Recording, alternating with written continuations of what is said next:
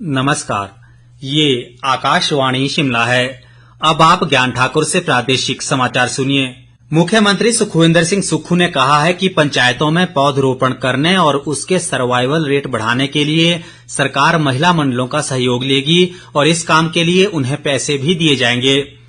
शिमला में चल रहे प्रदेश विधानसभा के मानसून सत्र में आज प्रश्नकाल के दौरान विधायक रणधीर शर्मा के सवाल के जवाब में ये बात कही। मुख्यमंत्री ने कहा कि प्रदेश में पौधरोपण के बाद पौधों का सर्वाइवल रेट 50 से 60% है। इसे बढ़ाने के लिए सरकार पौधरोपण कार्य में परिवर्तन करने पर विचार कर रही है। मुख्यमंत्री ने कहा कि वनों में पौधरोपण में 60% फलदार पौधों को लगाया जाएगा और पौधों का सर्वाइवल रेट बढ़ाने के लिए सरकार वन मित्रों की भर्ती करने जा रही है। विधायक सुरेंद्र शौरी के सवाल के लिखित जवाब में मुख्यमंत्री ने कहा कि प्रदेश में 31 जुलाई 2024 तक गौ तस्करी के 9 मामले दर्ज हुए हैं। इन मामलों में दोषियों को गिरफ्तार कर कानूनी कार्रवाई अमल में लाई जा रही है। विधायक सुधीर शर्मा और केवल सिंह पठानिया के संयुक्त सवाल के जवाब में मुख्यमंत्री ने कहा कि प्रदेश सरकार ये सुनिश्चित करेगी कि गगल हवाई अड्डे के विस्तार के लिए भूमि अधिग्रहण करते समय लोगों को पर्याप्त मुआवजा मिले।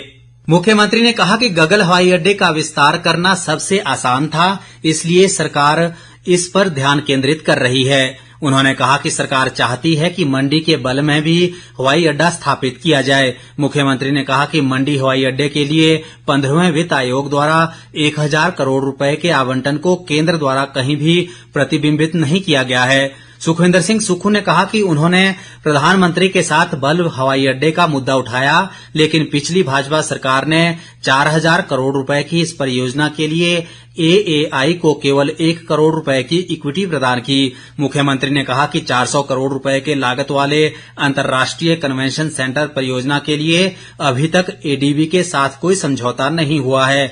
विपक्ष के नेता जयराम ठाकुर ने कहा कि धर्मशाला को पर्यटन राजधानी घोषित करने की घोषणा कांगड़ा जिले के लोगों को लुभाने के लिए की गई है। उन्होंने कहा कि धर्मशाला के लिए हेली टैक्सी सेवा बंद कर दी गई है और हवाई रोपवे स्थापित करने में कोई प्रगति नहीं हुई है। विपक्ष के नेता की आशंकाओं को दूर करते हुए मुख्यमंत्री ने कहा कि चंबा और रक्कड़ हेलीपोर्ट के लिए 13 करोड़ रुपए प्रदान किए गए हैं। प्रदेश में कर्मचारियों को इस माह वेतन 5 सितंबर को, जबकि पेंशनरों को पेंशन 10 सितंबर को मिलेगी। मुख्यमंत्री सुखविंदर सिंह सुक्खू ने आज विधानसभा में एक विशेष वक्तव्य के माध्यम से ये घोषणा की। उन्होंने कहा कि प्रदेश में ये व्यवस्था परिवर्तन वित्तीय अनुशासन लाने के लिए किया गया है और इससे सरकार को हर माह 3 करोड़ रुपए जबकि साल में 36 करोड़ रुपए की बचत होगी। मुख्यमंत्री ने ये भी कहा कि प्रदेश में वित्तीय अनुशासन लाने व वित्तीय स्थिति में सुधार और राज्य को 2027 तक आत्मनिर्भर बनाने व 2032 तक समृद्ध राज्य बनाने के लिए भविष्य में भी कड़े कदम उठाए जाएंगे।